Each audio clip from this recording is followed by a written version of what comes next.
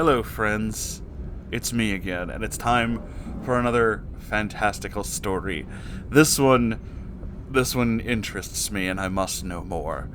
So, let's get right into this. From our friend Gantt Chart, it is time to read Karen vs. Louisianabeard, Part 1, a Reddit fanfiction. I don't know how to feel about this, so let's just get into it.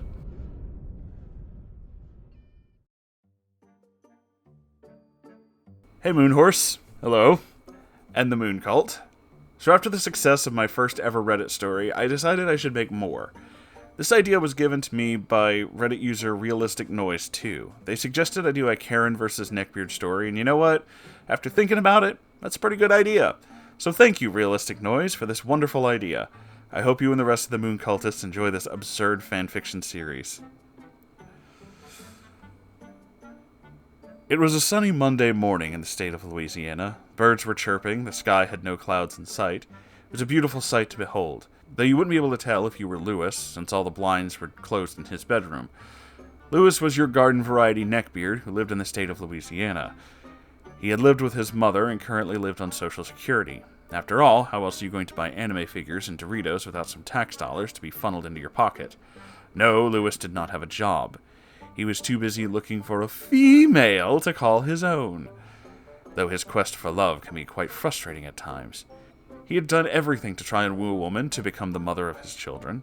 He tried negging, he tried dumping gallons of Axe body spray onto himself. He even spent hours explaining to a woman what a nice guy he was, and what a whore she was for not dating him. Nothing worked. In fact, all that Lewis had to show for his efforts was one of those femoids making a post about him on Reddit, calling him Louisianabeard. So Lewis figured he would have to try harder to find his beloved since these females are too busy with shopping on their minds. Oh well, he thought, at least he had his Bulma body pillow to keep him company on his heart-shaped bed. Lewis was woken to the sound of screeching coming from next door. It sounded like the cross between a raven and a child's scream. He got out of his heart-shaped bed and began rubbing the sleep from his eyes. He decided to look out the window, wondering what the hell is going on. He lifted his blinds. It's too fucking bright! He shoved the blinds down hard and decided he would just listen through the wall at what the hell was going on. It was then that he realized the shriek he heard was a woman's voice. What do you mean it cost $1,000 to move all my furniture? Ma'am, we agreed to move your furniture to this house. We gave you a quote and you signed the contract. And all the furniture has been moved to my house, correct? Yes, ma'am. Okay, then goodbye! Ma'am, you have to pay. Feel free to take my furniture back to my old house if you want. For your outrageous price, I don't feel I should pay a cent. After all, I'm a single mother. Ma'am, you can't... And then there was a sound of a loud door slam as it echoed through Lewis's neighborhood. Who was that? Some middle-aged Stacy who made off with Chad's money, I bet. Whatever, go back to bed. It was then that Lewis proceeded to grip Bulma-chan and go back to dreaming of his anime harem. It was 3 p.m. when Lewis finally woke for the day. He headed to the kitchen to microwave some taquitos that he had in the freezer. Lewis, his mother called out from the dining room. What, Mom? I'm throwing a house party this Saturday to invite the new neighbors to the neighborhood. Oh no, Lewis thought. He had these conversations with his mother, and they all meant the same thing. His mother wants him to conduct human interaction. The kind that doesn't get you laid. The worst kind. Mom, I was gonna play Call of Duty. You can't force me to attend some dumb party. Lewis, we've been over this. You can't stay in your bedroom forever. I'm not staying in my bedroom forever, just until I find myself a hot babe to settle down with. Well, I can't guarantee there's going to be any hot babes at the party, especially how you acted around that poor girl, his mom said passive-aggressively. She was a foil! She needed me a reminder what a nice guy I am! Anyway, you need to make friends with people. Who knows, you might like the new neighbors. You can't make me. Either attend the party or start paying rent. No, anything but that, Lewis thought. I need that money. How else am I going to buy a brand new Alienware computer if my money gets diverted to rent? Lewis clenched his fist and scrunched his face and groaned loudly. Fine, I'll go. Thank you, Lewis. I knew you'd come around. his mother replied in a sickeningly sweet tone. It was that Saturday evening that Louis had to attend the party. People were chatting happily while drinking beers. The kitchen was filled with a buffet of typical party foods, vegetarian platters, cheese platters, bowls of chips, a slow cooker filled with hot dogs and brats. It was quite the bounty of food. No gumbo or etouffee? For shame. Louis proceeded to stuff his face with plates filled with Doritos and hot dogs, when he saw a strange woman who he presumed to be the new neighbor. Blue tank top, black pants, a haircut that he saw normies on Reddit called the Karen haircut. This lady was talking with his mom while his mom proceeded to give an obnoxious fake laugh after every other comment this woman made. You enjoying the party, Deborah?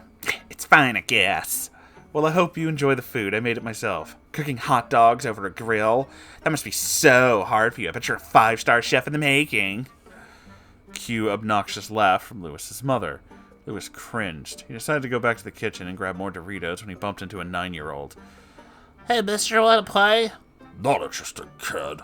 Why not? Your mom says you still have an Xbox. I like Xbox. What's your favorite game? Mine's Fortnite. I'm really good at it. Are you good at it? I can help you get good. I'm a pro gamer. I can show you some tricks. My friend called me Fortmaster. That's how good I am. You have Fortnite? No, and I'm not interested. Why not? I'm a gamer. You're a gamer. Fuck off! Fortnite's not a real game. It's for pussies. The crowd fell dead silent. Everyone stood shocked at this adult man that would yell at a 9-year-old. Everyone except Deborah, who looked furious. She stormed over to Louis, getting into his face. How dare you say that to my child? Who the hell are you? You didn't tell me what I could do at my house. That's my kid you're talking to, you fat pig. Oh, I'm sorry. I should see the resemblance. My little Timmy's a good kid. He would never be tempted by the devil's sexuality. Are you sure about that? He definitely looks gay. Call my kid again, and I'll take you down. I'll 400 pounds of you. You want to talk your butt so big you can be arrested for carrying around 10 pounds of crack. Deborah immediately slapped Louis with her purse. Louis fell to the ground with a mighty thud, looking up at Deborah, who clearly was ready for a fight. Louis examined his options. He could hit this female, but that's not chivalrous at all. His brain then hatched an idea. He rolled left, dodging a punch from Deborah. He got up and ran to the kitchen. Deborah followed, not done with her righteous fury, and found Louis grabbing a whole load of hot dogs with his hands. Since you like Chad's cock so much!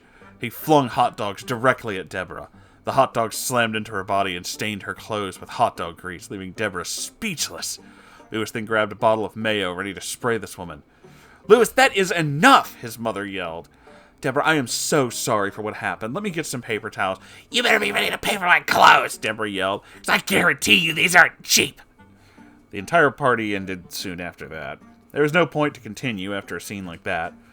Louis's mom then proceeded to give awkward goodbyes to each of the guests as they began to leave the house. When Deborah came up, Louis's mother began to apologize again when Deborah simply walked past her, but not before flipping the bird as she left. Louis's mother sighed and closed the door behind her. She turned to her son with a stern expression. I'm not apologizing to that brat hole, Louis declared. Louis, why do you do this to me? What are you talking about? This. All of this.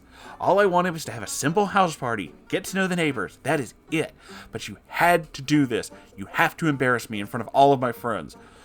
Like I care. I told you I didn't even want to come to this party. Well, because of this outburst, you're expected to pay $600 a month. What the hell, Mom? We had a deal. Yeah, and you broke that deal with your actions. I can't keep coddling you forever, Louis. At some point, you're going to have to learn some independence. I told you. Hot babe, settling down. Give me time. And what if that doesn't happen, Louis? What if every girl thinks that you're an asshole and doesn't want to deal with you? It's not my fault. It's genetics. It's your fault, Louis. It's not your genetics, it's your personality. And if you don't do something to fix that, it's you alone forever.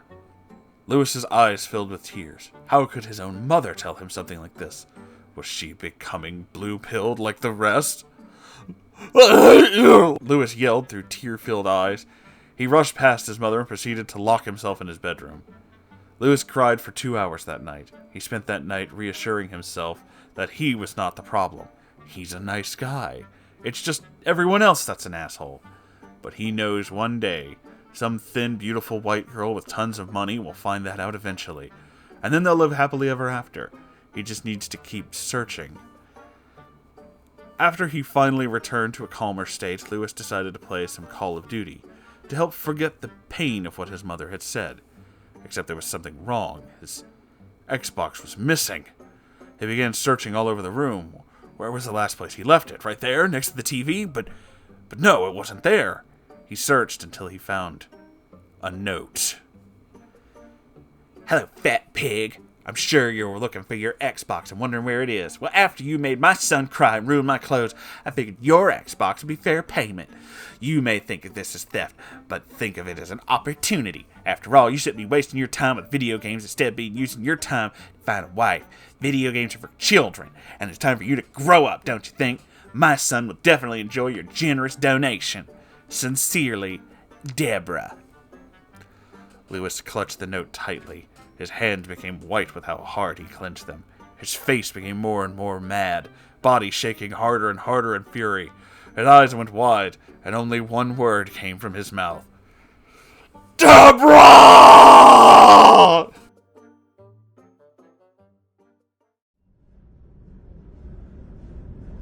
Okay. First off, I just want to say, I pulled the audio capture back up so I could start doing this, and I just realized my Deborah scream is like a solid wall of sound. So, sorry about that. Secondly, this is fucking fantastic, and I cannot wait for part 2.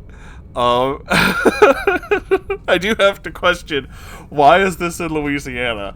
Am I going to be involved in this at some point? I'm kind of feeling like that may be where this is going. I don't have a problem with that, I just kind of wanted to know beforehand. Actually, no, don't tell me beforehand. I want it to be a surprise. I'm excited already. But this is fantastically written. You did an amazing job, Gantt chart. And Realistic Noise, too, thank you for giving this idea. And this is great. I am so fucking excited to see what happens with this. I really hope you write more. I hope you guys enjoyed this. If you did, make sure to like, comment, subscribe. I have a Ko-Fi, and I have a merch store if you want to buy t-shirts and donate so I can keep doing this, which sometimes involves screaming things in a Neckbeard voice, which is actually harder than I thought was possible. I didn't think it would be that difficult. That was actually a little bit weird. I guess it's because you never think that you'd have to do that. Either way, thank you all for being here. I love you all so very much, and I'll see you in the next episode. Goodbye, everybody.